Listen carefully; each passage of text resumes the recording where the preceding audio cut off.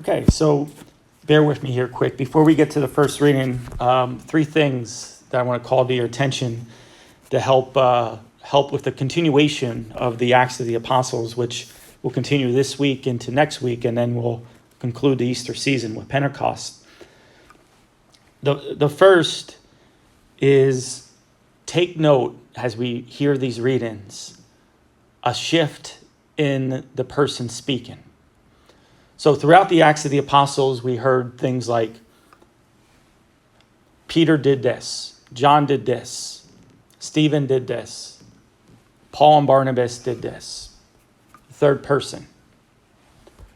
As we continue through the Acts of the Apostles, some of the first readings are going to move from the third person to the first person. We are traveling along. We did this.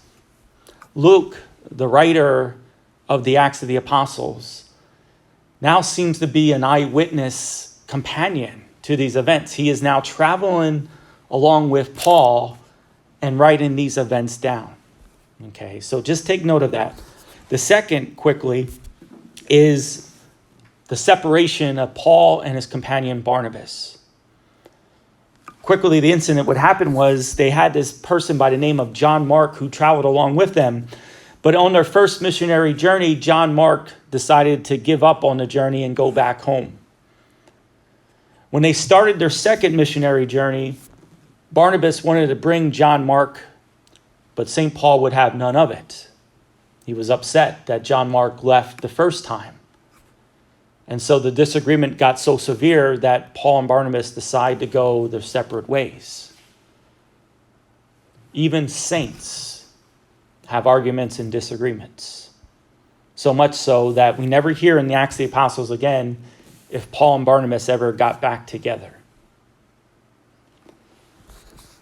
The third is also very important to us as well. We are sitting here in this chapel, 2021, Ashlanders, okay, because of the events that happened at the beginning of chapter 16. In chapter 16, Paul and Silas, okay, not Barnabas, Paul and Silas enter into Macedonia. Why is that significant for us? Because it's the first time that Christianity moves into the mainland continent of Europe. And assuming that all of us have European heritage, this is where our story of our faith begins. John chapter 16, Paul and Silas going to Macedonia. But now in today's first reading, we are in the middle of chapter 16, and they're in a Greek city called Philippi, which we should know very well. One of our letters in the New Testament is Paul's letter to the Philippians. Okay, Philippi had a long history of anti-Jewish sentiments. At the beginning of chapter 16, as they enter into Macedonia, into Philippi, there's a woman who's possessed. And apparently the people of the town used to exploit her, meaning that with her possession, she would say things, give fortunes, that type of thing, and they would make money off of her. Well, St. Paul does as what Jesus would do. Again, the Acts of the Apostles, the ministry of Jesus Christ continues through the Acts of the Apostles. So in the spirit of Jesus and in the heart of Jesus, St. Paul exorcises the demon from her. The problem with that is that the townspeople are furious by this because they lost a source of income. And so they take Paul and Silas, they strip them, they beat them, just like Jesus, and they throw them into prison and lock them up in the innermost cell, which takes us to today's first reading. So they're in the innermost cell, they're in the, they're in the hole, in our modern day prison usage. And they're tied up to a stake, but literally in the Greek, it means they're tied up to the wood. I think that would have been a better translation as to what Luke wants to tell us. And again, making that similarities to Jesus. They're tied to the wood with wounds, as we hear in the first reading, because they're barely beaten. Now, here is the thing that really got me. As they're in prison, what are they doing? Oh, they're angry and they're complaining. No, that's how I would react, right? And some of you just laugh because you probably would have reacted the same way. And this is where I really want to get at this morning. I would be angry. I would be complaining. I would be throwing a pity party for myself. Paul and Silas are singing hymns to God and praying. For me, it just shows me how far off I am. Still a lot of growth to do in the understanding of trials and suffering in the Christian faith. I'm miserable when I have a head cold. You know what I mean? Here they are.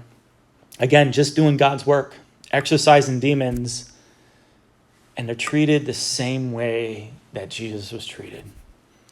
And I think for them, that's what got them to where they're at. They understand the solidarity of Christ, that at that moment they are loved by the Father the same way that the Father loved Jesus when he was dying on the cross. That for them it was an honor to share in the wounds of Jesus Christ in their suffering, to know that this life here in Philippi, maybe they thought it was the end at this moment. Maybe they thought it was over. But apparently it wasn't, because God, through his miraculous intervention, causes an earthquake, they're set free. But before they even go back out in the world, there's still a soul they have to save. That of the prison guard who was about to kill himself because he thought he lost the prisoners. So even before Paul and Silas continue their work, though they're badly beaten and hurt, they bring another soul into God. Actually, more souls, because the man's family all converts. And they share a meal.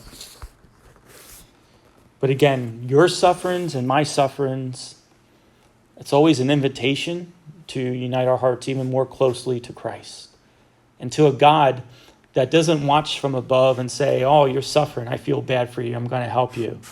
No, his first thing is he goes into battle and he experiences suffering first before us. That God truly can say, not only has God, but also now through human experience, he can truly say, yeah, I know what you're going through. I love you, and I'm going to get you through this. May God bless you.